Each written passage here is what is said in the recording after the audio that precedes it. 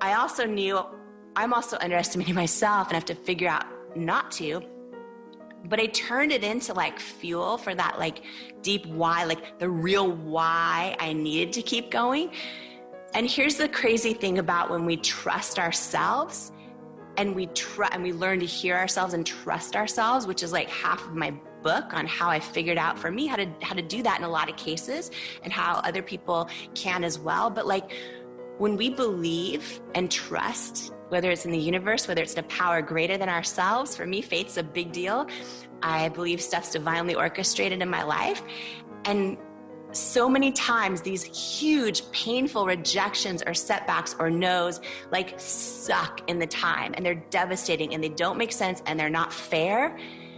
But like years later, right, we can look back on them and be like, oh my gosh, that was grace. 4 R's of rejections. So there's a whole chapter called When You Change Your Relationship with Rejection, You Change Your Life. And, you know, as human beings, let me just set this up right now because a lot of us don't know why fully we're stuck or why we're not going for the things or why we are staying in a relationship when we feel in our soul we deserve better, but maybe we're afraid to be alone or we're afraid to put ourselves out there. There's so many ways that fear of rejection and failure hold us back and talk ourselves out of our own truth and all the things.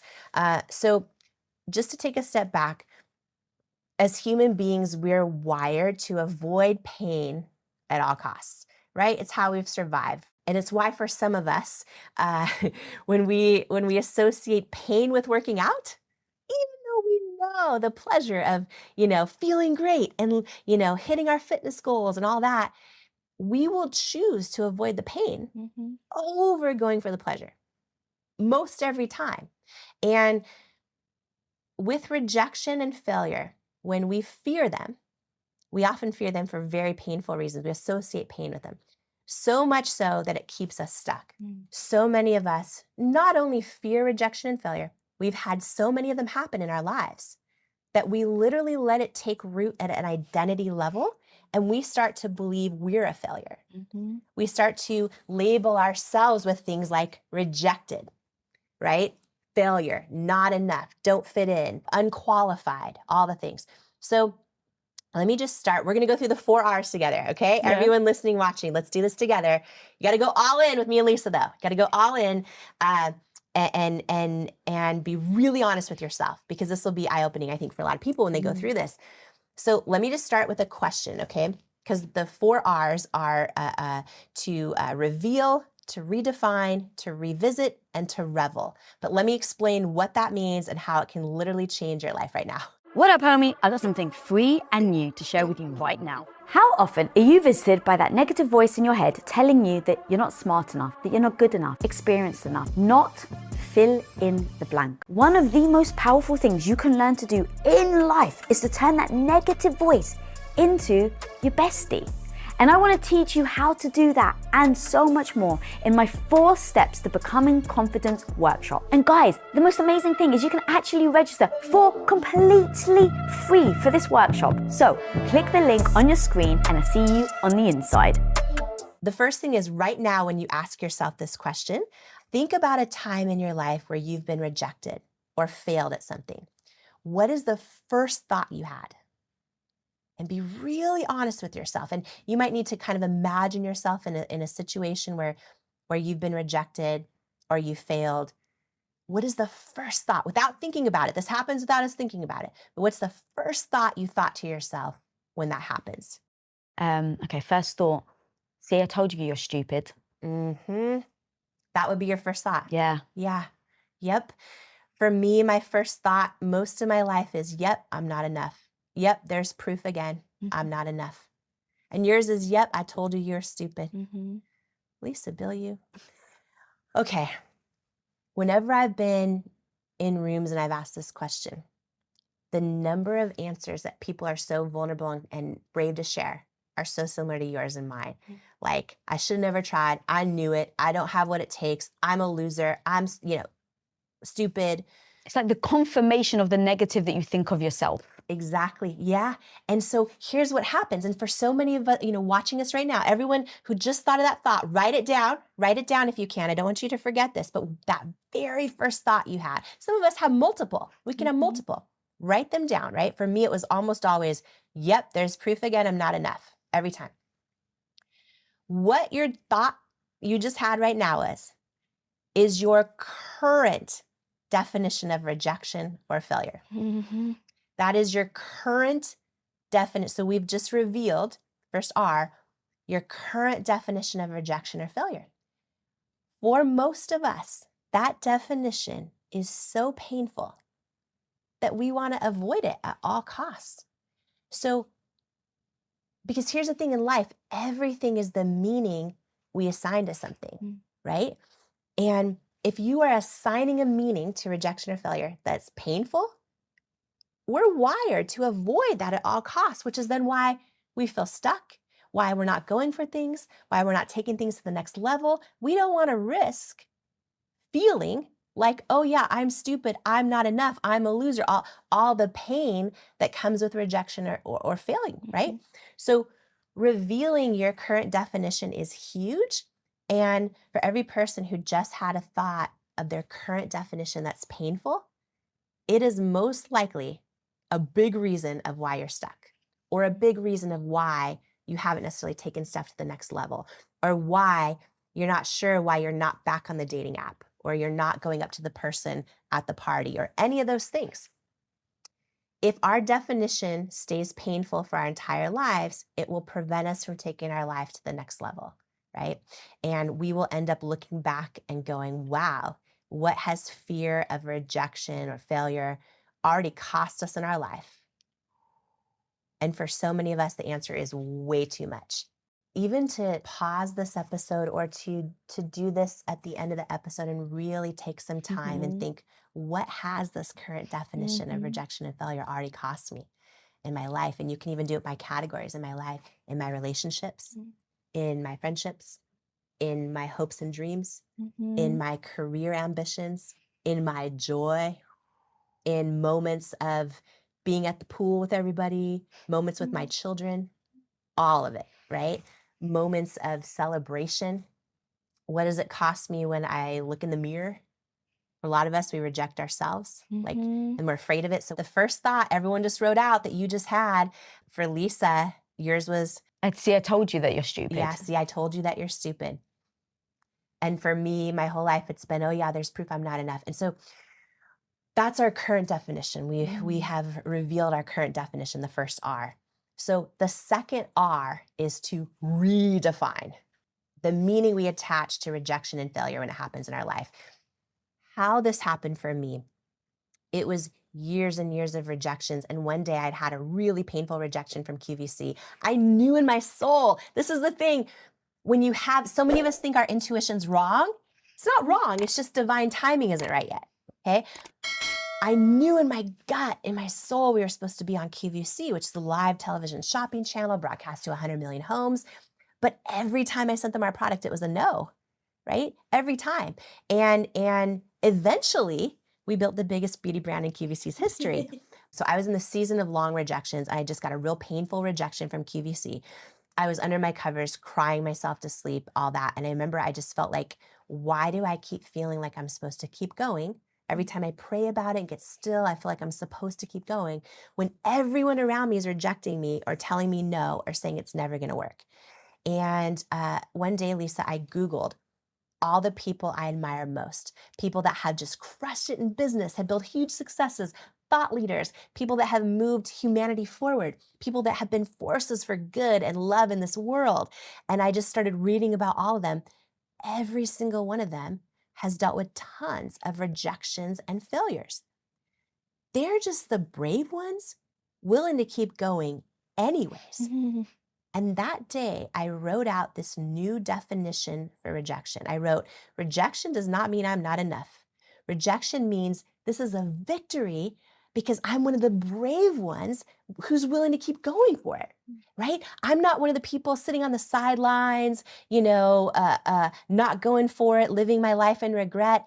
I'm going to decide right now that every time a rejection happens, every time I fail again at something, this is huge. This is a victory. This means this is a reminder I'm one of the brave ones willing to go for it. And I literally believe that, right? And I wrote out that definition. Another one that I wrote out was rejection's God's protection. Oprah loves rejection's redirection, right? We all have these meanings that we write out, but they have to be true in your soul. And so the second R, which is redefine, is so important. And you can use, some of the ones I've shared, you can write your own new definition, but it has to feel true in your soul. It could be like, rejection means I'm putting in the reps and I'm one step closer to getting what I want. I'm putting in the reps, like whatever resonates with you. But step 2, the second R, is to write out a new definition of rejection that you are going to, every time you face rejection or failure, and you're tempted to play that old soundtrack, you intercept it, you replace it with your new definition you know to be true.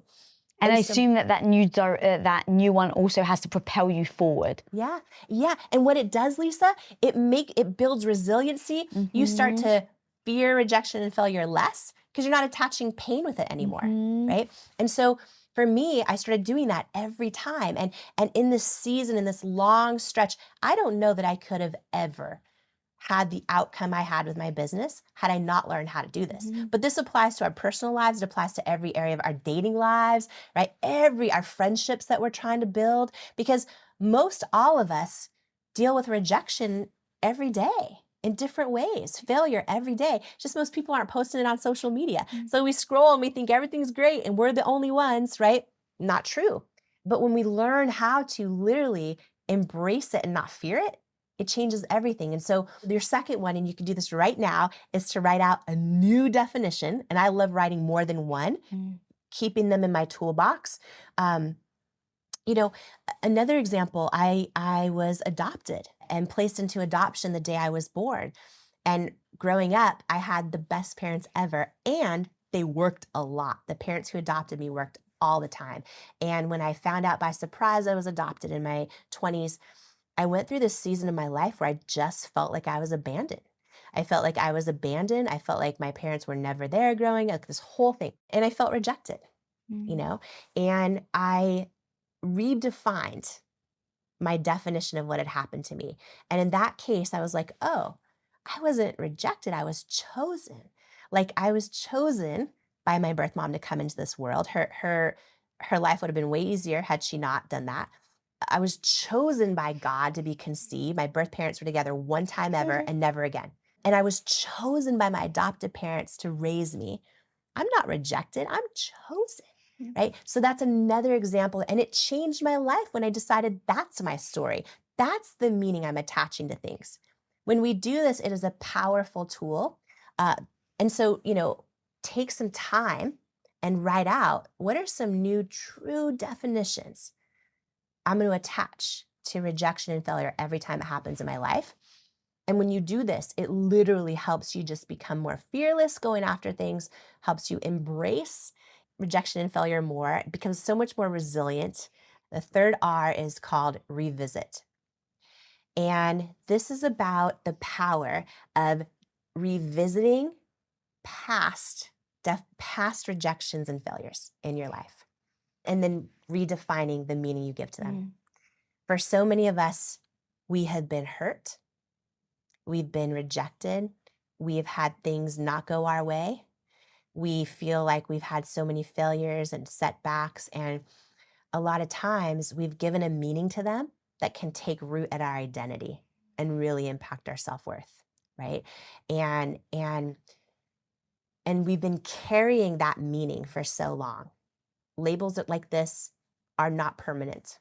They are like Post-it notes with a light adhesive, and we can remove them, even though for a lot of us, we've been carrying the weight of these like heavy armor, for some of us for decades.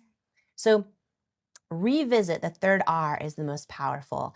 And when you go back to potentially a rejection from someone who broke your heart, or someone in your family who did not know how to love you the way you needed to be loved. It could be a number of things. And your identity would be tied to that as I'm someone that's not lovable. Okay. Yeah, I'm someone that's not lovable. I'm someone that, I'm, in my case of being adopted or having my parents over there, I'm rejected, but I'm a reject. For a lot of us, we feel like our past mistakes don't just mean that we did something bad. We think it means we're bad. So these things can take real root when we really look at the story we're telling ourselves about it, and they can really affect our self-worth. And so when we revisit past rejections and just become aware, what is the meaning I'm giving to this? What is the definition and the meaning I'm attaching to that? And rewriting that meaning. And this is really powerful. And then every time that memory comes to you, just like anything else, you catch it and you replace it with, like, for me, every time I'm tempted to be like, I'm abandoned, I'm rejected, I'm a reject, I don't belong, I'm unwanted, I instantly replace that. I'm chosen. I am chosen. I am here on purpose, with purpose, for a purpose. Like, I replace it right away. And this is real powerful stuff because it takes root at our identity. It's not just about, let me think positive. This is deep stuff of how we define who we are that affects every single one of us. And so when we revisit and redefine our new definition, it can be so, so, so powerful. And one of my favorite ways to do this, my favorite definitions to use for the third R, and this is, I think, so good for anyone who's had someone pull the rug out from underneath them, break their heart, not value you. It could be deep stuff. It could also just be, you wanted that job so bad, you applied for it over and over and over, and they didn't hire you. It could be a lot of things. This is my favorite definition when I redefine stuff in the past.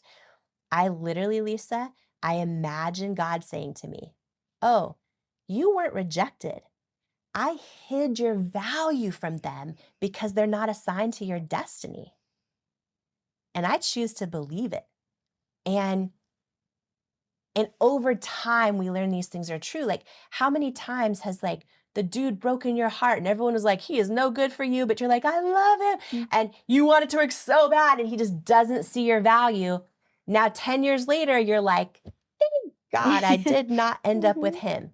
Thank God I did not end up with him, right? God hid my value from him because he is not assigned to my destiny.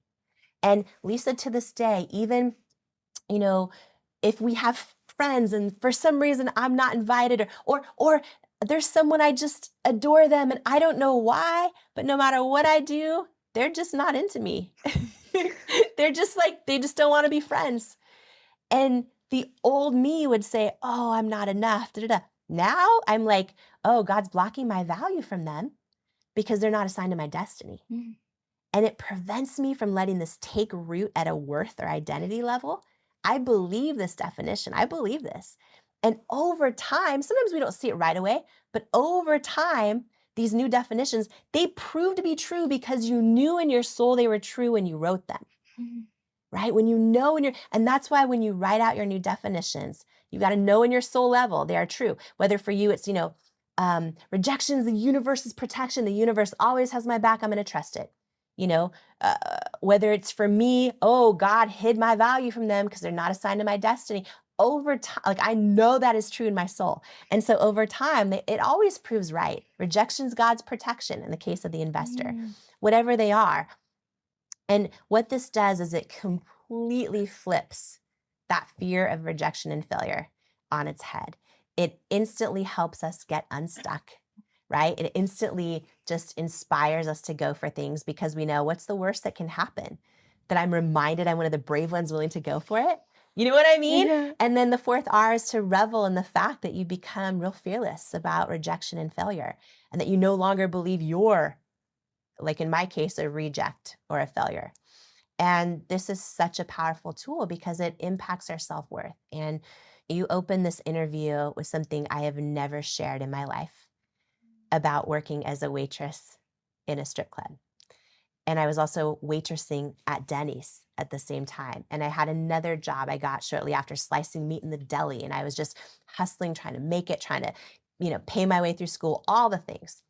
But at the time, I knew in my gut, I had these big dreams and these big, and I just felt like I'm here on this earth to serve and to impact and to give and to create. But I was in this moment in my life where I didn't believe I was worthy of those things. And all of these tools, had I not learned them, I would have never stepped on the trains when the doors opened.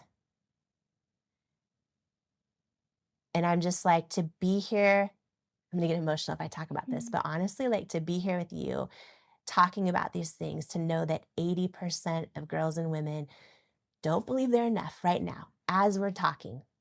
Like 73% of men feel inadequate. Like, this affects every area of our lives. And I feel like I know in my soul, when we learn to believe we are enough and worthy exactly as we are, is the moment every single thing in our entire life changes. It's the moment we step on the train, and it's the train to our destiny. But so many people, they want to step and they don't, and they doubt themselves out of their own destiny. So literally, the time for change has come, Lisa Bill. No girl, no woman, no person left behind, and knowing they are worthy.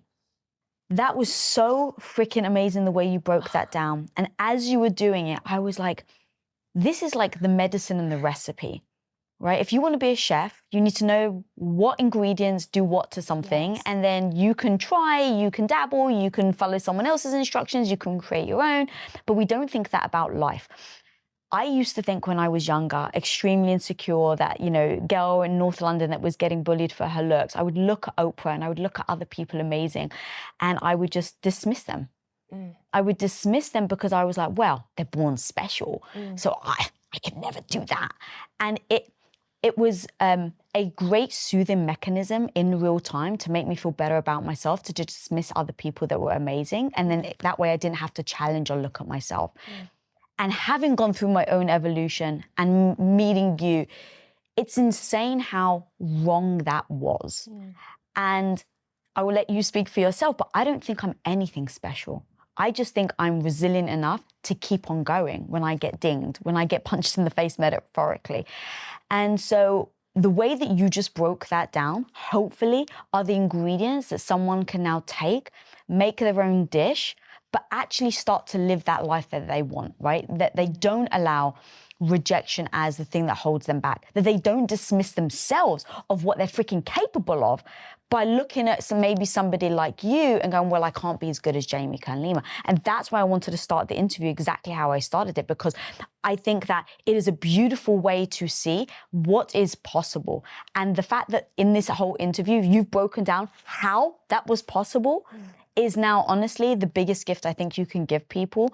And to your point, this is why I show up as well, is that if we can allow people, like, I'm still learning, I still learn from you, I still learn from the book, like, I always want to keep growing. And if we can help people have that mentality, that it doesn't mean that you're a failure, that it doesn't mean that you're worthless, that it doesn't mean fill in the blank. Now, can you imagine what's possible? Okay, I cannot sit here as your friend and hear you say you do not think you are special. Let me just say something, okay? There's a whole chapter in Worthy called You're Not Crazy, You're Just First.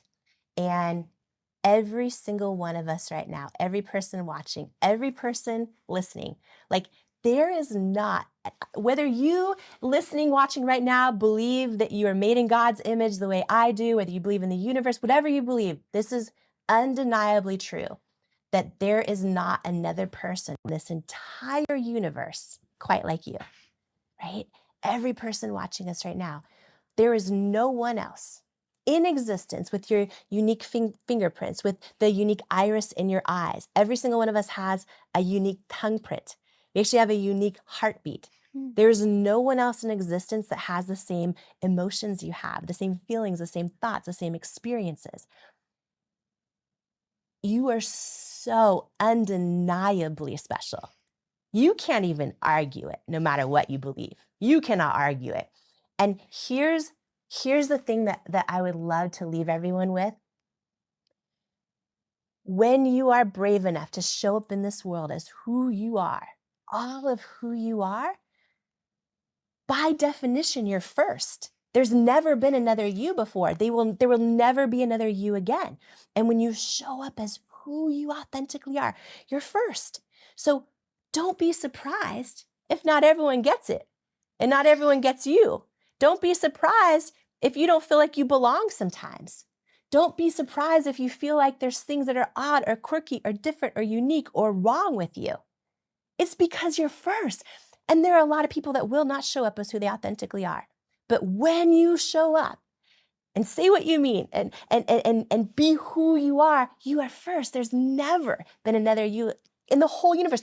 And when I realized this in my life, because so much of my life I felt like I didn't fit in or I didn't belong, and I had this huge moment where I realized, oh, and my family had had these big dreams and they used to call me words like crazy or this or that. And I realized, I'm not crazy, I'm just first. And for every person watching us right now, when you are brave enough to be who you truly are, you are undeniably special. And also you're first. You're not crazy. You're just first, right? And the first ever you. And the things we think so often are what's quirky or wrong with us are actually the greatest things right with us. They're the greatest things right with us, right? And when we learn to embrace that we're first, it can change everything because it's that tool, right? That this idea, you're not crazy, you're just first. It's this tool that just gives you this power to show up more as who you authentically are in every moment. And every time you do that, you tell yourself you are worthy of doing it. And that is how you rise your self-worth one step at a time. So let's go to that moment, Jamie. You're 3 years in. Yeah. You've burned through the money. Yes. You have been told no by everybody. And even though you have leveraged all of the steps that were ordered along the way and like an amazing Denny's waitress, you can talk to anybody, you can hustle, you can figure it out. Yeah. You have nothing but closed doors in front of you Yes. and a ton of product and no money. Yes. What is the turning point? Yes. Why did you not give up? Yeah. So two big things happened. The first was in the form of a crazy, painful rejection. So I thought, Mel, so we got a call from a big potential investor Okay. and very famous for launching all these sort of unknown brands and making them big products we all buy in grocery stores. And, and I thought, and they gotten a hold of our product. And I thought like, oh, if they invest, then A, I'm not going to go bankrupt. B, like we can leverage their clout to get in these stores that keep telling me no. Yeah. Like I had this whole scenario planned out that was like this Pretty Woman moment, right? Where I was like, oh, he's going to save the day. And so we started taking meeting after meeting, it got down to the final meeting with this huge investment firm. And it was in person. My husband and I actually flew to the meeting, and the head guy was about 3 feet from me. Yeah. And his whole team was there, who was awesome. I had just presented our whole future product pipeline. And he says, you should be so proud of this product you've created. It's really, really good. But it's a no. We're going to pass on investing in cosmetics. And I was like, okay, can you tell me why? Because I'm so used to hearing no. And I was like, Yeah. okay, even though really I was devastated, but Well, yeah, because they just led you on and you just went through it. And this was supposed to be the meeting where they're like, let's do this. and I was so hopeful and I was so desperate. Yeah. And he got very quiet and he says to me, do you want to know, I said, can you tell me why? And he says to me, do you want me to be really honest with you? And I said, yes, please. And he got really quiet and he's like 3 feet from me in person. And he says, I just don't think women will buy makeup from someone who looks like you with your body and your weight. And when he said that to me, and this is why it was such a big moment for me, when he said that to me, first of all, a lifetime of body doubt and self-doubt. Like I remember it flooding my body all at once. And when I looked at him, I actually felt no anger toward him. I felt like I was almost like staring my own fear straight in the eye. But when he said those words to me, Mel, and this is when we talk about purpose and intuition, he said, I just don't think women will buy makeup for someone who looks like you with your body and your weight. The second he said that, I felt this feeling in my gut. Like I can remember it like it was yesterday, this like strong feeling that said, he's wrong. Like I felt it, right? And I didn't know how I was going to prove it, but I felt that feeling. And what I realized later when I look back at that moment, this guy, this dude gave me a no, but God gave me a knowing in that moment, in that moment. And I believe every one of us has had someone tell us we're not the right fit, or no, or you don't have what it takes. Sometimes we're the ones telling ourselves I that. don't love you anymore. Yes, yes, right? But if you get still and you learn to hear your knowing, I believe which one you listen to. If you listen to the no, all the no's, all the rejections, all the self-doubt, or you get still and listen to your knowing, whether that's from your own intuition, from your creator, from the universe, whatever speaks to you, but we all have it. We all have it. And I believe our life and our purpose and and our entire destiny comes down to which one we listen to. Do you listen to the no, or do you listen to the knowing? Okay, I promised a masterclass. That right there is worth $1 billion. In life, are you going to listen to the no, or are you going to listen to the knowing inside of you? That's it. Yeah. As somebody who loves you and as your friend, when you shared that story with me and hearing you tell it again right now, I literally go, I'm gonna kill that motherfucker. I go, I have that, my knowing goes, oh yeah? Oh yeah? You think, okay, okay, Yeah. okay. Let me show you. Like it's that, like I get that sort of mojo thing going when somebody says no like that at a moment like that. It's like, I'll show you. Yeah. And I guess I just got in this moment, sort of this wake up call that my knowing often feels like, I'll show you. Yeah. You missed out. You'll be sorry. What does yours sound like? And it's almost always true. That's almost always true, right? What does yours sound So, like? So is yours yep. like, or is it more of like, I mean, in that case, I was devastated and at the same time had this strong, it was just a peace. Honestly, in that moment, it was a peace. He's wrong. And that didn't make sense in my head. Why? Because I had had 3 years of hundreds of rejections. And this is the thing, right? Jay-Z says the genius thing we did was we didn't give up. mm, That's like one of my favorite quotes of his. In that moment, everything told me to give up, Mel. I mean, it was hundreds of rejections. And now it felt what felt like my last hope of desperation told me something totally different. No, because not only do I not believe in anything you're doing necessarily, but I actually just think you're personally not the right fit. Like women just won't buy makeup from me. It was just like, oh my gosh, it was like all of these no's everywhere. And I want to share that because it's easy for someone to go, "Oh, wow, she built a billion-dollar company. She must have just got lucky." Or maybe she just had so many connections. Or we always think, but really what it comes down to sometimes, in this case, that big moment for me, do you listen to the no's or you listen to the knowing, right? yeah. And I made that decision that day to trust the knowing, to trust myself. I kept feeling like I was supposed to keep going. I didn't know how, right? And What do you do when you don't even know the next step? So you got this kind of, jerk who's like, yeah, yeah, they're not going to buy it because of your body type and this, that, and the other thing. You're like, yeah, yeah, you're wrong, motherfucker. But yeah. what do you do next?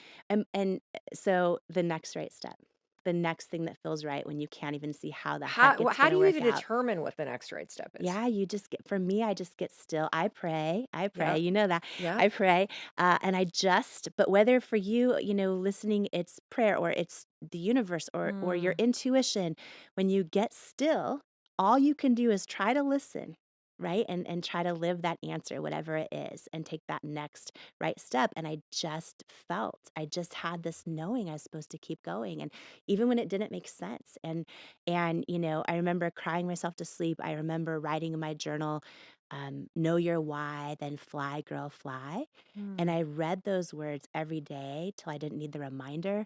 I would Google stories of people that had gone through thousands of rejections who no one would know that they went through them because they're so successful today. And I just kept trying to sort of build this toolbox of things I could lean on.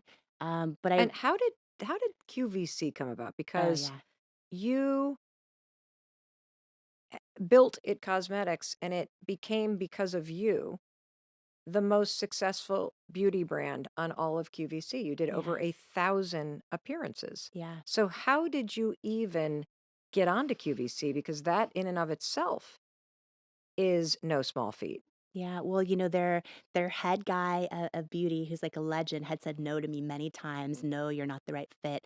And I happened to be at this big beauty expo And was this before or after this guy was like, no, we're not investing? after. After? After, So she has now gotten 3 years of no's. yeah. They're almost out of money.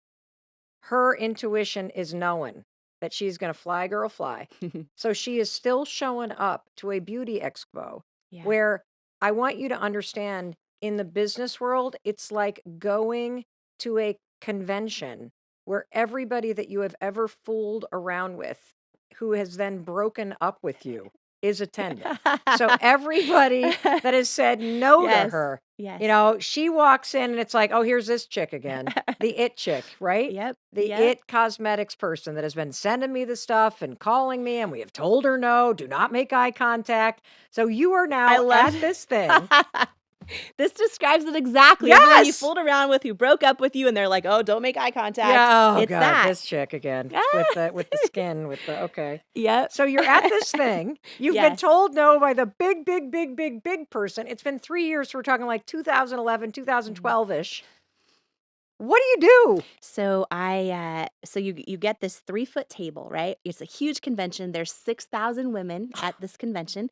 Wow. They're walking up and down, and it's every beauty brand in the world. Are they and- buying it for their stores or? No, so what it is, it was this big cosmetic executive women awards show. Okay. And why you're there is you get a 3-foot table, you're demonstrating your product, you're hoping that someone who walks by either wants to carry your product in their stores or all the press is there, they Right. cover your product, or there's also, you can win some big award. So I'm there, and then all the brands you can imagine, right, are there. And there's 6,000 women walking. And when I got there, I saw QVC had this huge booth in the background, and you're not allowed to leave your table, right? And I couldn't afford to get kicked out. But I just kept having this feeling like, okay, I've called them a million times. They've told me no forever, but I've never like met anyone in person, right? So I kept trying to sneak away from my table. And every time I got over there, the buyers would be mobbed with people. Mm. I eventually got over there, made my way to one of the buyers, introduced myself, poured my heart out. I remember sweat just dripping through my clothes because I was freaking out, down to no money. Yeah. I'll cut a real long story short, but she gave me her card. It's like when someone says, "Oh, DM me on Instagram." You don't know if they really Right. mean it. Then you're on your Instagram checking your DMs, and you're like, "Oh, they still haven't replied." And I thought, is that what it's going to be like? But she actually meant it. And I flew out, had a meeting with her. We got a yes, my first big yes, for one shot on QVC. And what it meant, Mel, was I was going to get this 10-minute segment live on the air, live in front of 100 million homes. And I either had to sell enough product to hit their sales goal Yep. or not come back. We were only doing 1 to 2 orders a day on our website. Okay. And 1 to 2 orders a day, everybody. Yep. After Yep. almost 3 years. 3 years of Mhm. this. Yeah. This And is barely like, keeping the lights on. and so now you get your shot. I Like get there are my those shot. moments in life, Yes. you're at bat, Yep. and you got to be ready for those. Yeah. And so put us right there with you. What happened? Yeah. What happened was I was about to learn one of the greatest life lessons I've ever learned to this day. And here's what I mean by that. So I found out I get one shot, and then I learn it's consignment, which means so first of all, I had to sell over 6,000 units of our concealer in this 10-minute window to hit their sales goal or not come back, which was about like $130,000 or $140,000 of product in a 10-minute window. I also want to point out to everybody that's 10 years of sales on her website at the current amount. So in 10 minutes, everybody, Yeah. she on live television Yeah. has to move 10 years worth of volume she was selling on her website at that time. In one shot. Like In one shot. And she'd never done this before. I realize you were a television anchor, but this is a totally different thing. Well, QVC, it's unlike stores where you can walk in and there's thousands of products in one space. They're 1 minute of airtime can get one product. So you're competing with the volume of like Apple iPhone or Dyson vacuum. You have to hit these high sales goals. Yeah. And what I quickly learned was the offer was consignment, which meant I wasn't guaranteed to be paid for it. I had to figure out how to get a loan to cover the cost of manufacturing 6,000 units of product, shipping it in, going through legal, going through QC, going through all of it. And then I learned if I go on air and it doesn't sell, I have to take it all back Oh my God. and therefore go out of business, right? So you should never, ever, ever accept a purchase order you can't afford to lose, ever. But at this point, it was like, I don't know what This else is to it. do. This This is is it. the shot. This is it. And so here's what happened. We went to 22 banks that all said no, and they probably should have. The 23rd bank, which was California Bank and Trust, and gave us a loan that covered our very first purchase order and a little bit more. So I took the little bit more. We hired third-party consultants. I'm like, I'm going all in. I want to do the best 10 minutes I Yeah. could possibly do. I want to have no regrets. And they all told me the same thing, Which is? which is if you want a chance at making it, here's what you need to do. You need to use this type of model to demonstrate your product, which is flawless skin, early 20s, all the same skin tone. And I'm like, okay, but that's inauthentic. That's not why I'm building this brand. I'm like, what if I put models in their 70s and then and someone with hyperpigmentation and someone with acne and what if I take my own makeup off on national TV and I could prove live how the product works? And they were mortified. And here's the thing, Mel, they wanted me to win. Like they were giving me the best advice that they know how. And This had never been done. So is this 2011? this is 2010. Yeah, So end of 2010, 2010. everybody. Mhm. So this was not something people did. Like Yeah. we're talking about the person who changed the industry Mm. right here. And this is the moment you're hearing it. And everybody that were the quote experts Yeah. were saying no. And this goes back to one of the major takeaways that you were learning from our professor of purpose, Jamie Kern Lima. And that is there's a huge difference between a no and a knowing. Yeah. And if Huge. you're the only you that will ever exist, your knowing is the unique difference that you're going to make in this world. And in Yes. this moment, with one shot to go, everything on the line, a loan from one out of 23 banks that was willing, she said, no way to the freaking experts. And she listened to her knowing. So when you walked into QVC with normal human beings, no flawless Yeah. models, no one with perfect skin, all Yeah. ages, all body types. Yep. Yep. Did people say, wait, you can't take them on the air? Or was there any, like, were people like, oh, she's got, this is just going to be terrible? Like, what was that like when you walked in? Did they even know you were going to take your makeup off? I let them know I wanted to. And QVC was great. Here's the thing about QVC is like they want everyone to be their authentic selves. It's just Yep. this has never been done this way before. Okay. And I wish I could say it was easy for me to just go, I'm just going to go with my knowing. But the truth is, I flew out there a week early, Mel. I sat in a rental car in the parking lot, cried every day. I actually second guessed myself. I'm like, if I do it, maybe I'll do it their way first. Then I'll make money. Then I'll do it my way. But I know that, authenticity, you can't fake authenticity. And authenticity alone doesn't automatically guarantee success. But what I do know is inauthenticity guarantees failure every time. Okay, everybody stop. The professor classes in session. Did you hear that? That inauthenticity, being fake, trying to do something everybody else's way, because that's just, you're too insecure to do it your way. Yeah. That never guarantees success. Yeah. Authenticity, your knowing, your special spin on things. Yeah. That is the pathway to purpose and success. Yeah. There is no other way. Yep. And so after a week of crying in your rental car in the parking lot at QVC, you were like, I'm going with the knowing. I'm going with the knowing. And so tell us about that first appearance. You're standing there on a television set. There's Yep. a bazillion cameras.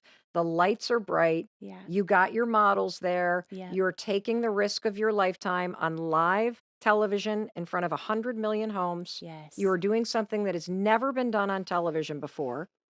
Yeah, I remember literally I wore 2 pairs of Spanx, Mel, not because I cared how I looked, but, like, I was so freaked out, like, my hands were shaking and I was sweating through my clothes, so I had on double Spanx under my dress, and I remember the moment the camera went live, right? And there's a big countdown clock on the floor that started at 10 minutes, and by the way, a minute or 2 before I went onto the set, I learned you're not guaranteed your 10 minutes. Why? If you are a minute or 2 into your cell and you're not hitting numbers, they know by the second. Your clock, you might think you have 8 minutes still to go, and your clock will jump to 1 or jump to 2 minutes left. Because your Yeah. product's a flop Yep, exactly. and you're a flop. And So you literally are racing against the clock to be successful out of the gate. So what did you do to like hook everybody? Did you take your makeup off right away? Did you like, what did you yeah, do? so I first of all, I go out of the, I go live. I remember it was like 9:59, 9:58, 9, and I'm like, and I remember I had practiced in my bathroom mirror, right? So many times. If I had known the high five habit then, I would have been way more confident. But I was practicing in the bathroom mirror this demonstration a million times on my wrist, how our concealer doesn't crease and the best 2 selling concealers crease. And I'd done this demonstration like this where I show it and they all start to crease.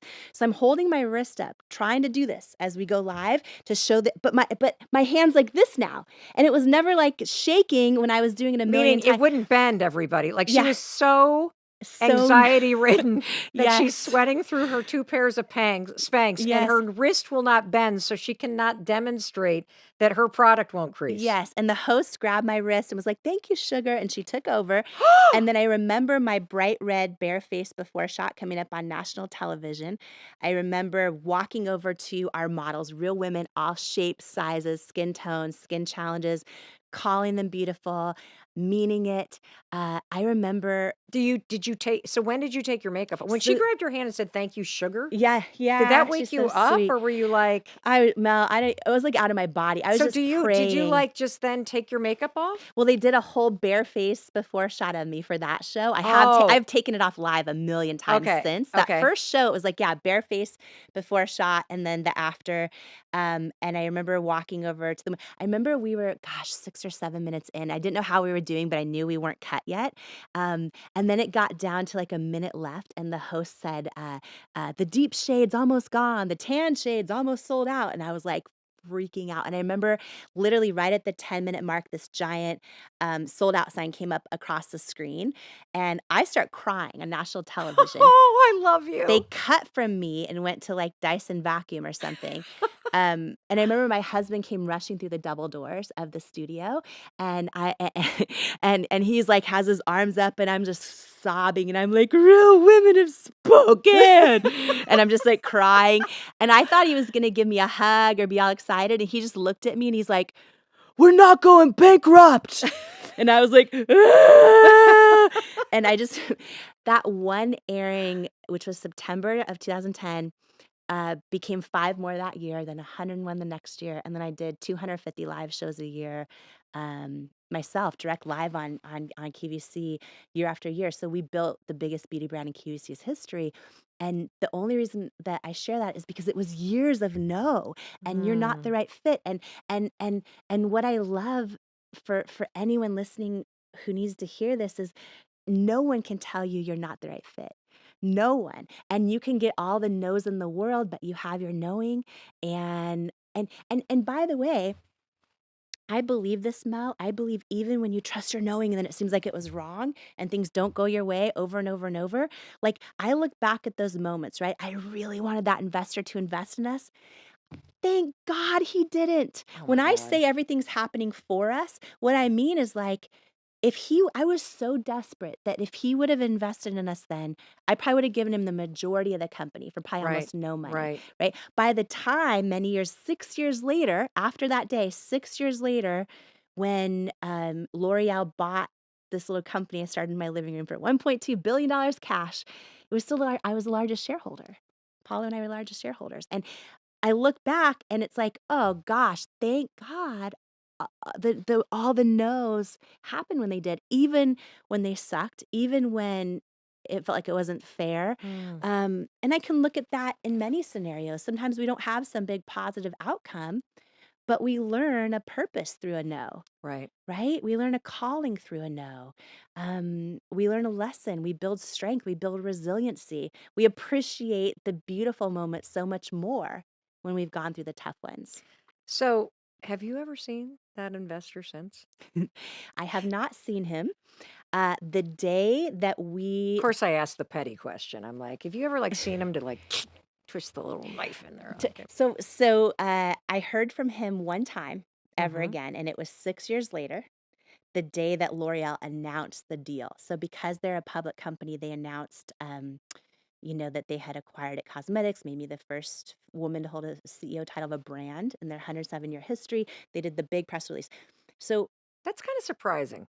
107 years, L'Oreal, a makeup company. It took them that long to have the first female CEO of a brand. I hope they have many more now. That is my prayer. Yes. Yeah. Yeah, you were the trailblazer there too. It's been, so many things. It's been a journey. And here's the thing, Mel, it was another woman inside L'Oreal. It was Carol Hamilton, who was head of luxury for North America. She'd been there, 30 plus years, and she championed for me to keep my CEO title, all the things. Like, it was another woman saying, "Oh," and it's funny because I actually think she should have been the first woman. You know what I mean? And I think, Mm-hmm. again, there's an example, by the way, of I believe, I'm not going to speak for her. I believe she knows. This is my opinion. I think she probably knows she should be the first female CEO. But look how she used what she went through to then, boom, be of purpose and of service and help make sure that I kept my CEO title. Everything we go through.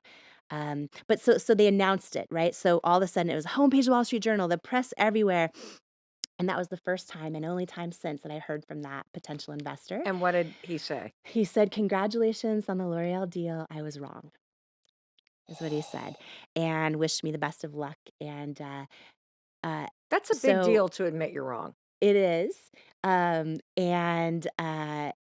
so when you speak about petty, so what I did say to him was thank you. But what I wanted to say, like, What did you want to say? So in that moment, here's what I thought about. I thought about, do you remember the movie Pretty Woman where like she goes in the store and they wouldn't help her? And then she Mhm. goes back. Remember when she goes back? Yes. So I wanted to say to him, big mistake. Huge, huge. I could give you 1.2 billion reasons why it was a huge mistake. But I didn't. I wouldn't have wanted to be him in that situation. We probably would have been one of the most successful investments in his firm's history, And so, listen, it wasn't I always say rejection is God's protection so often, There's another one, everybody. Rejection is God's protection. Yeah. It's a good way to frame it. And I think when you look in the rearview mirror, you know that all the rejections you've faced, especially in relationships, were there to Mm. protect you. I think the true thing that you've taught me through your story and through the example that you continue to set, Jamie, is that true power and grace and grit and belief is about seeing that in front of you, Mm. not behind you. Mm. That the rejections that you're facing right now, that you can look ahead and realize it's protecting you in this moment. I want to talk about when you said, I found comfort in knowledge that being underestimated can be a superpower. It sounds really great, right? Like, we both have had experiences where we can now look back and say, oh, you just got to go, you got to push, you just got to believe it. What do you tell, again, that mom that may be home folding the laundry, or that guy that's, just got a divorce and is feeling on the down and out? How would you tell them to believe it? Like, even though someone's told you no, or even though you're in that struggle, like, believe it. Right. So I think the very first thing is knowing and believing that, like, every one of us has this person I believe we're all born to be. And I think most people never actually become that person. I think most people end up for a lot of reasons, talking, like staying in their comfort zone, almost letting it chip away at their soul, because I think that's what happens when we stay in our comfort zone, and also like talking themselves out of their own truth, right? And I think the very first thing in order to believe that people need to do is make the decision they want to, right? That's the most important, because a lot of people will never make the decision that they want to learn how to believe in themselves, that they want to learn how to believe it's possible to step into all of who they're born to be. And I think that, you know, there's a lot of lessons I've learned that now I really like share as tips in the book on how to do this, because I think we're all on a journey. Once we decide, you're like, yeah, I want to, you know, become the person I was born to be step into all of who I am, then there's a lot of, it's a journey, a lot of things we need to do. So, you know, one quick story, and then some tips on what to do for that is, on underestimated is, you know, for me, I feel like I've always been underestimated for whatever reason. And I think sometimes when we're kind to other people, we instantly are underestimated. I think sometimes, you know what I mean? And I think that, I mean, one moment, for example, and I think you can use people's underestimation as fuel. And I think sometimes it becomes 360 and it really works as grace in your own journey. And some people might say, you know, a lot of people say, oh, well, things happen for a reason, or the universe is always right, or God always knows what he's doing. And there's a lot of, if you're someone that's always underestimated, I don't think it's an accident. I think that it's actually supposed to be part of who you are on your own journey and the things that you become strong enough to overcome and smart enough to overcome, right? And one example is, you know, this was before our launch on QVC. We're a few years into this company. I'd started in my living room, thought it was going to be, you know, great. And meanwhile, we got down to under $1,000 in our bank account, which was our personal and our business bank account. I don't know, Sean, if you've ever, like, I would go to the ATM if I needed $20 and like I'd hit no receipt, right? I couldn't stomach seeing the receipt. And, yes. Yes. Right. And we finally got this call that I thought was life-changing from a potential investor, private equity company. And they loved our product. And I was like, oh my gosh, Sean, this is going to be huge, because this particular private equity company had created, or I should say invested in and built a lot of the products we buy at the grocery store. And they turned in a lot of like consumer products from unknown into big household names, huge companies. I was like, oh my gosh, if they invest in us, like A, we're not going to go bankrupt.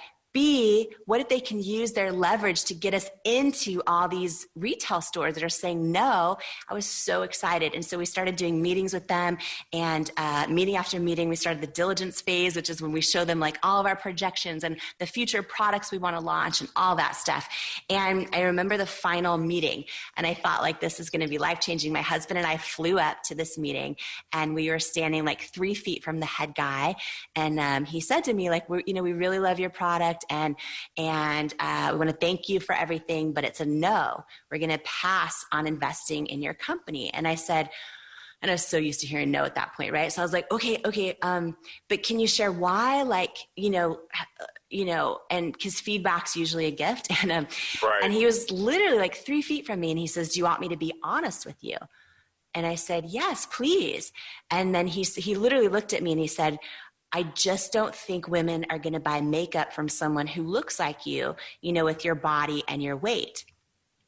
And I remember as he was saying this to me, I remember like I felt my whole body flood with like a lifetime of body doubt and self-doubt. And it was so weird because I didn't get mad or even hurt in that moment. I felt this crazy feeling of like my own fear staring back at me, first of all, as he was talking. And I felt this deep feeling, this deep knowing, I should call it, that he's wrong.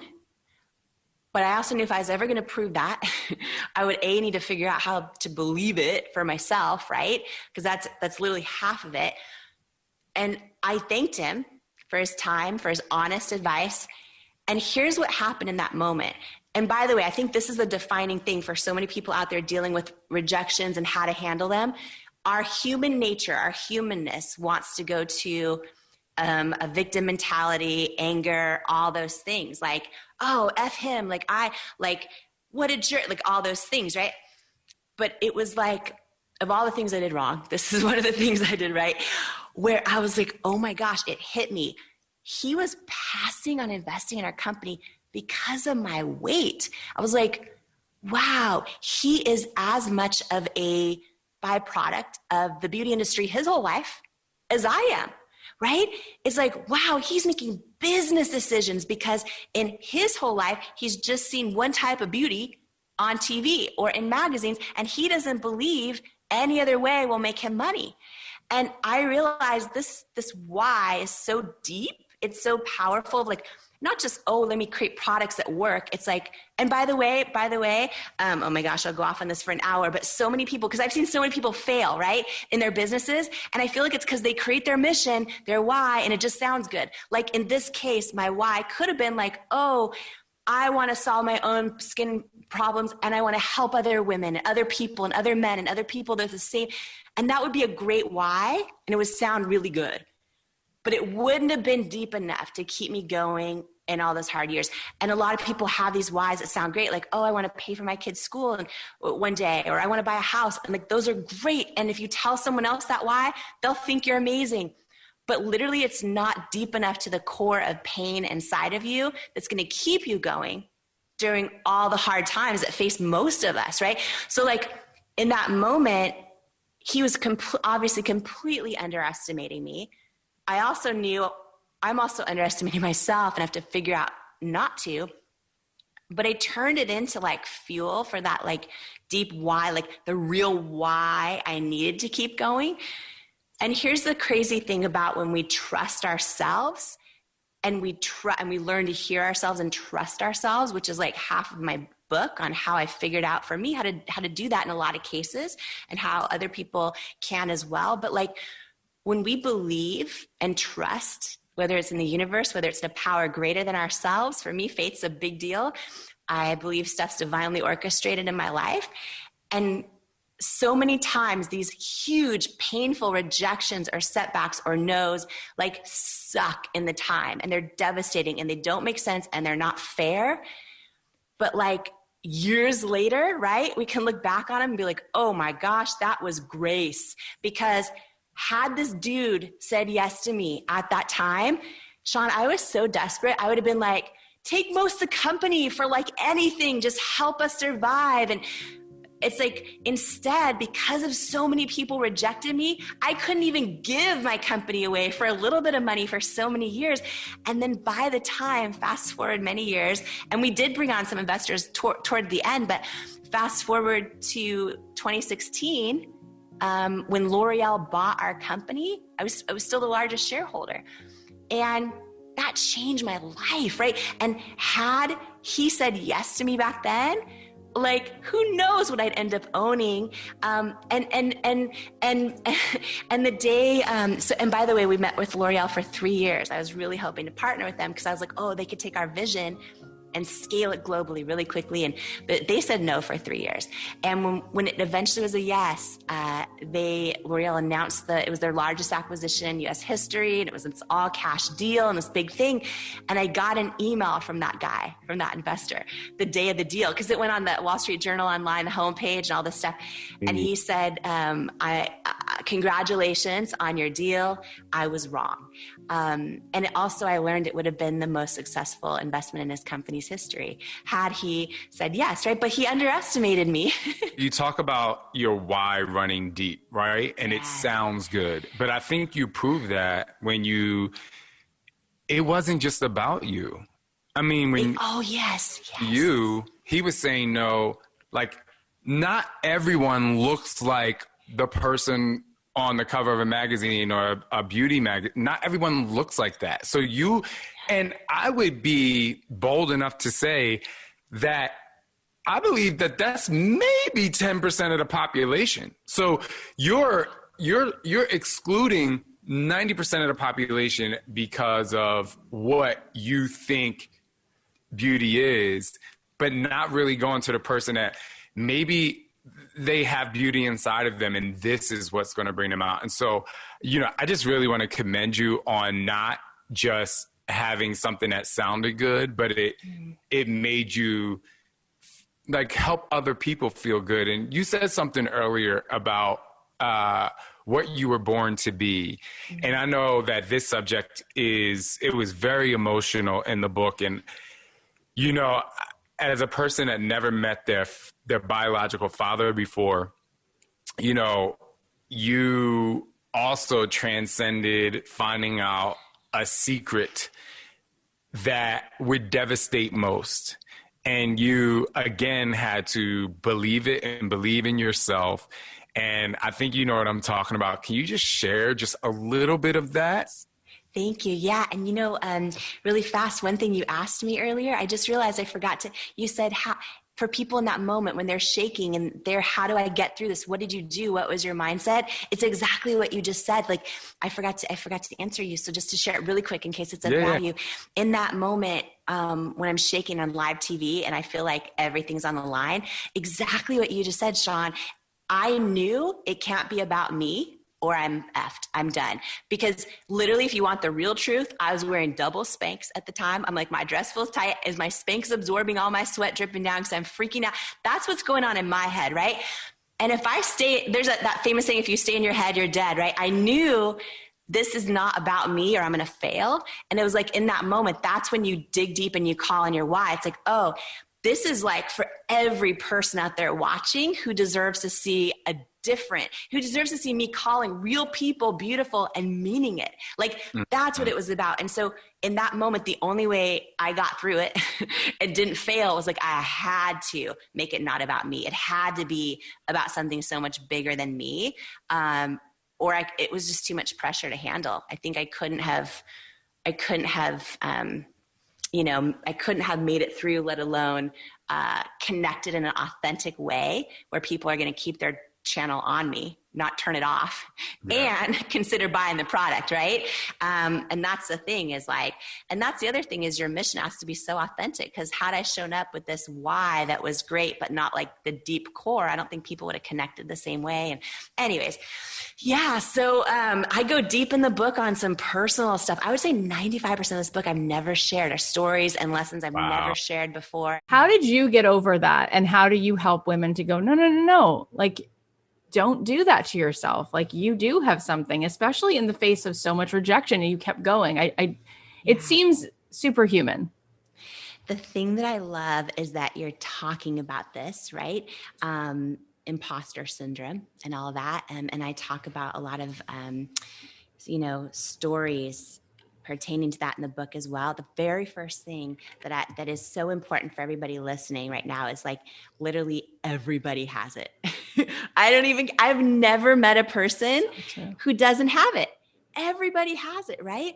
And so it's like, okay, that's the first thing. Because once we know that, we're like, this person I watch on television every day has it. Like everybody has it.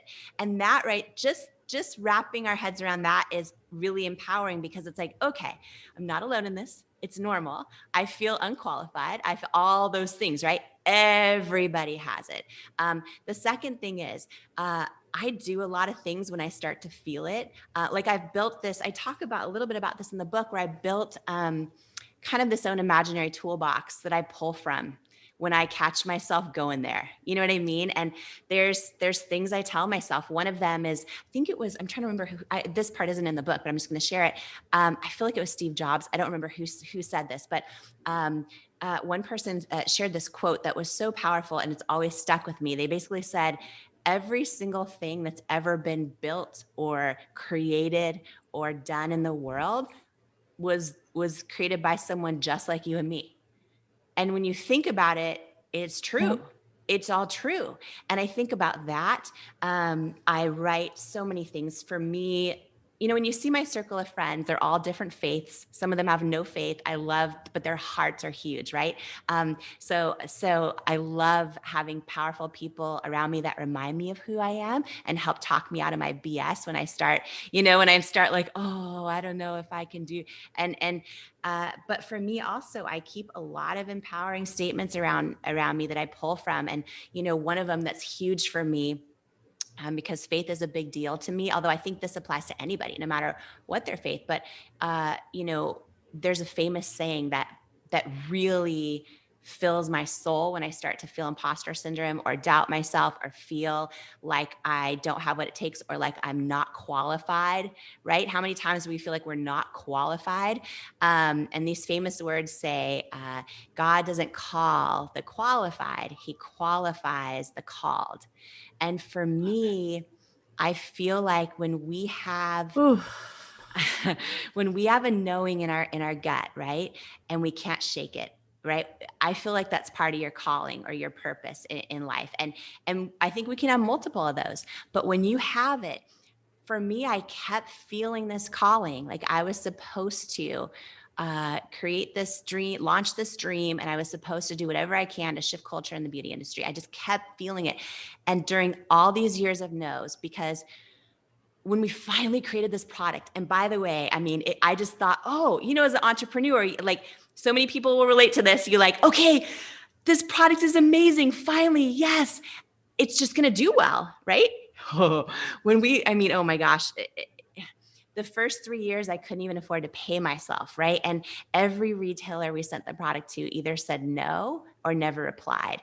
Every meeting I got in person when I thought I was going to crush it and kill it. I remember this first big Sephora meeting I had, and I literally left the building going down the elevator, walking as fast as I could to get out the door. This is in downtown San Francisco.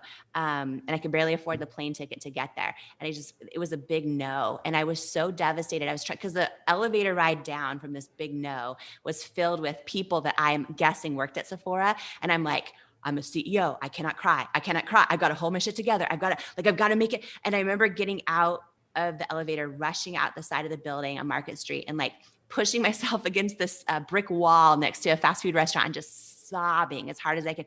It was no after no.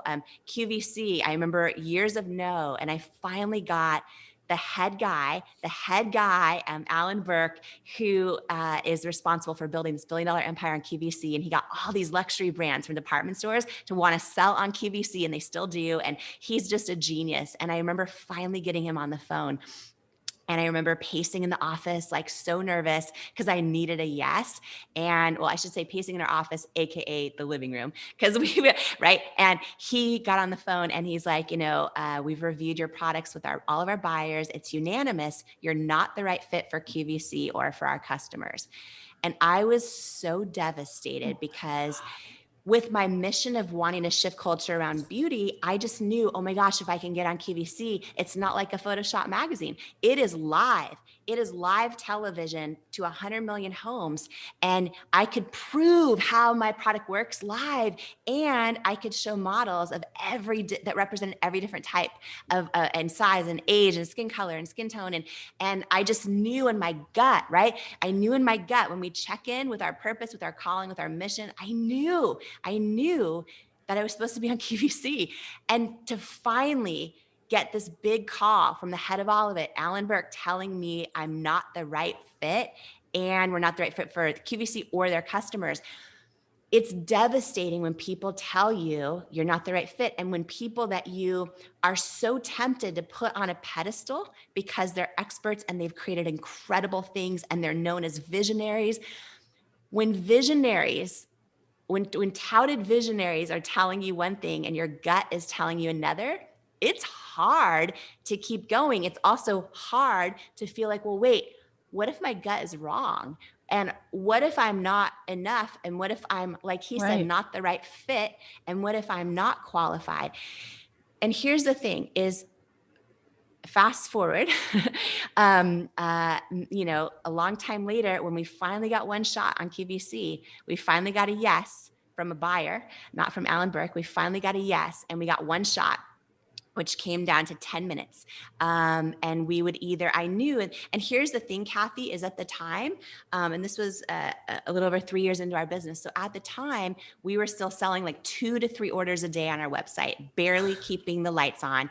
And QVC needed us to manufacture, pay for, and ship in over 6,000 units of our Bye Bye Under Eye Concealer in order to sell in a 10-minute window to hit their sales target or not come back.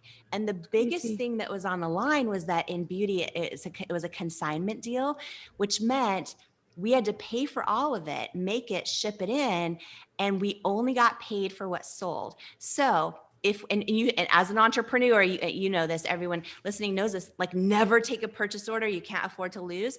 But in this case, we had nothing. This was our last chance at like not going out of business. And it was a big yes. And we decided to kind of risk it all.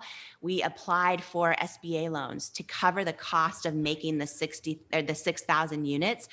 22 banks said no. It was bank number 23. They gave us enough money just to cover the purchase order in an SBA loan.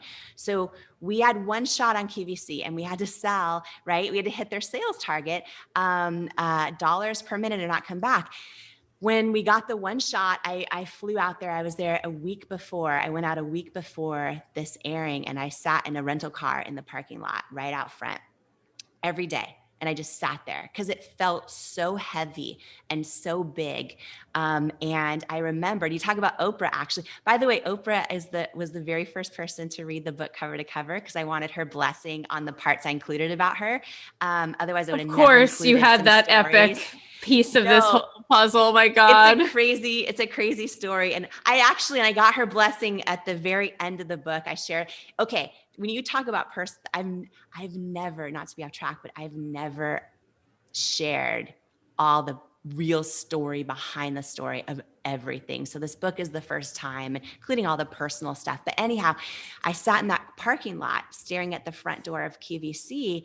And I remembered this Oprah episode where she talked about the color purple and how she was so obsessed with it that it felt like it was too much for her to carry anymore because she wanted it so bad. And someone had told her, oh, real actresses are up for the part.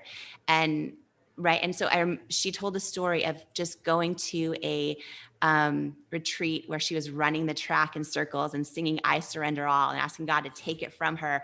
And then Steven Spielberg called. And anyways, so I remembered this episode. Anyone who's seen that episode will remember, but I literally channeled that. I'm sitting in this car in the parking lot. I started singing I Surrender All because it felt too heavy for me to carry. It felt like the next time I walk through these doors at QVC, I'm either going to walk back out of business or with my whole life changed. It was one or the other because we had one shot. And if you do not hit the sales goal, you don't come back. And the hardest thing, and I talk a lot about learning how to tune in and trust our own gut and trust ourselves, even when everyone else is saying something different. And this was probably the biggest lesson I've ever learned in my career and life was in this moment as it pertains to trusting my gut, because we had one shot. And what we did is we hired these third-party consultants, and they helped so many people sell their products so well on television and other channels as well. And when we met with them, they all said the same thing to me, which is, okay, if you want a chance at doing well, here's what you need to do. You need to use these type of models, which were just like the ones I had seen in magazines for years. And, you need to produce yourself this way. And I would say to them, okay, but but what if I'm sitting at home and I have rosacea? Exactly. And what if I'm, 75 years old and I have hyperpigmentation? How is anyone going to know this product works for them if they don't see someone using it who looks like them? And, we would fight about it. And these experts wanted the best for me. They wanted me to win, but they were just telling me what they knew. Right. And this is so important, is so many times experts, visionaries, etc., like you can never take it personally when they don't believe in your dream or think you have what it takes, because no matter how visionary they are, typically they still only will believe something will be successful if they've already seen it successful before. So if you're doing something new or novel or different, or you're going to put your own take on it, they're not going to realize they're doing this, but they're likely not going to think it's going to work because subconsciously they've never seen it work before. And so I'm sitting there knowing I have one shot on TV and knowing the experts are telling me use these type of models.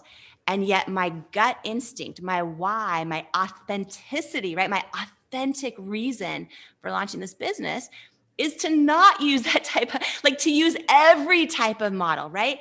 And it's really hard in these decisions in life when your experts are telling you one thing, your gut's telling you another. And we had one shot. And I just remember this moment sitting in that car, singing I Surrender All, crying. And I just remember thinking of who is this woman that's going to be watching me? If I have the blessing of her spending her precious time, turning her television on and seeing me, I'm not going to waste it. I'm not even going to focus on, let me sell as much as I can. Like what do I want to stand for? And I just remember having this moment hit me where I imagine so many different types of women. And one of them that always stands out in my head when I think back to this memory is like, I imagine a single mom folding laundry in Nebraska who like literally doesn't even have time to remember that she matters and that she's beautiful. And I would rather have her look up on her TV and even not buy anything and see me showing women that look like her and stand for that than sell a shitload of product and stand for nothing. And I knew what I had to do, but sometimes when we know what we have to do, it doesn't mean it's easy. And when so the live show happened and the countdown clock at 10 minutes started, and it was like 9:59, 9:58, 9:50. And I'm like, oh shit. But like, you can't try to sell and you can't look freaked out, or nothing will sell either. And I just remember like literally pouring everything I had on the air. And I remember the moment my bare face came up on national television, my bright red cheeks. And I remember going to all the different models that looked like, real people. And I'll never forget, it was like, I was shaking like a leaf. Oh my gosh. And then the whole cell, because everything was on the line. And then I remember like right toward the end, the host was like, the deep shade is down to 200. The tan shade is almost, and I was like, what? oh shit. Oh. And then I remember all of a sudden at the 10-minute mark, the sold out sign came up and I literally like tears like streamed down my face. I remember my husband like rushed through the double doors of the studio and I looked at him and they cut the live show and boom, they're on to the next sell of the next product. I looked at him and I'm like sobbing and I'm like, real women have spoken. And he's like, we're not going bankrupt. And it was like this whole like thing. And that one show turned into 5 that year, 101 the next year, 151 the next year. And then we've done 250 live shows a year on QVC for 8 years in a row and built the largest beauty brand in QVC's history. It is right now at this moment to this day. And the only reason I share that is for every person listening. It was 3 years of no from QVC. It was Alan Burke saying, you are not the right fit for our customers or for QVC. And we finally did get a shot. And so 2 things about that. And by the way, oh my gosh. So by the way, okay, I love, for everyone listening, like literally no one can tell you are not the right fit, right? Like nobody can tell you that. And I feel in life, our own calling is always stronger than any opposition. Sometimes it feels like our opposition is huge, but your opposition cannot compete with your calling. And what it comes down to is which one you decide to listen to, right? So good. And like, so this part, so fast forward, we're on QVC now doing really, really well. And Alan Burke ends up, I get to know him. He's freaking a genius. He became our biggest champion, our biggest cheerleader. He's to this day right now one of my closest mentors in my life.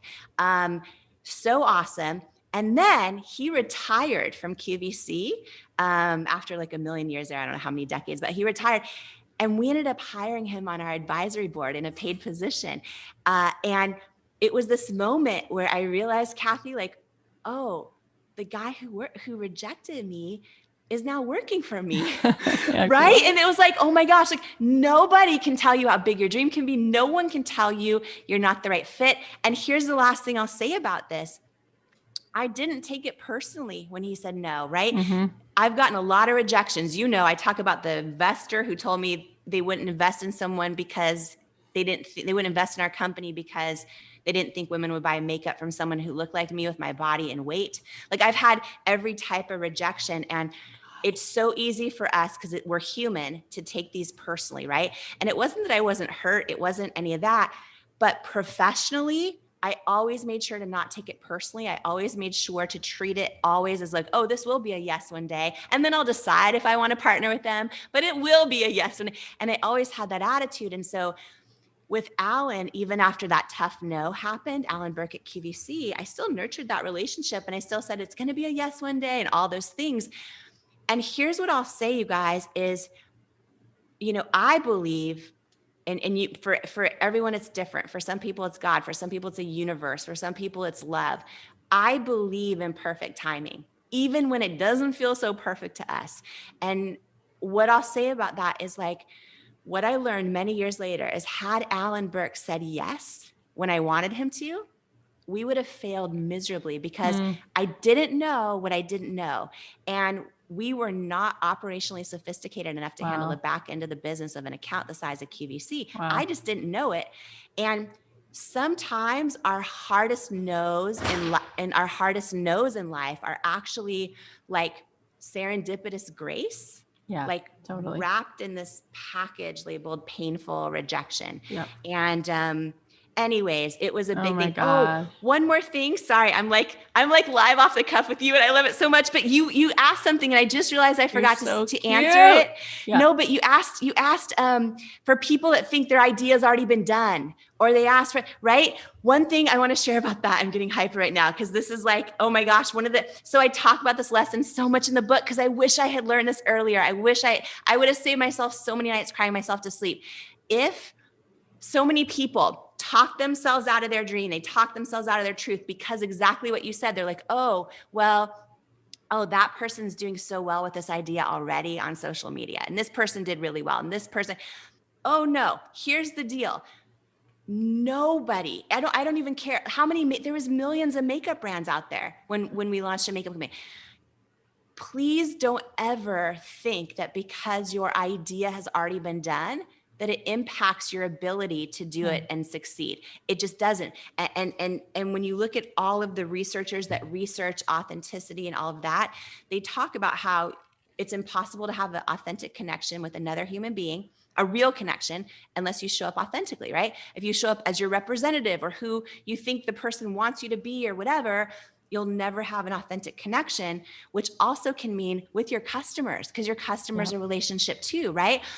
And with that said, as long as you show up fully, authentically who you are, it doesn't matter your idea's already been done. No one can do it the way you're going to do it. Like nobody can share it, express it, communicate it, create it the way you're going to do it. And so it's literally, as long as you're authentic and that through line of authenticity is in you, it's impossible for anyone else to have done your idea because they can't do it like you. It's impossible. And I just think that is so important. And I'll also say that because I've done now over 1,000 live shows on QVC myself. And the one thing that happens is you're there all hours of the day and night because you might have a show at 3 a.m. or 3 p.m.